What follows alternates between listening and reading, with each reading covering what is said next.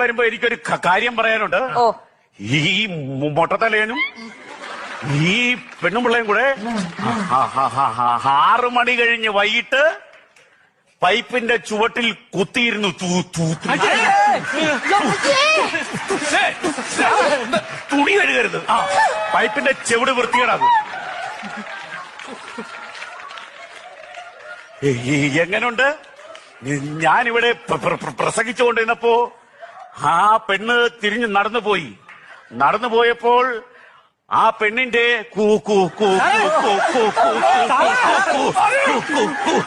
കൂടെ ആരും പോയില്ല. നല്ല സമാധാനമുള്ള ആൾക്കാർ. ഇനി ഞാൻ ഒരു കാര്യം പറയാം. കൂടുതലായിട്ടൊന്നും പറയുന്നില്ല. ഞാൻ നിർത്തുന്നു. നമസ്കാരം. നീ പോടാ മൈ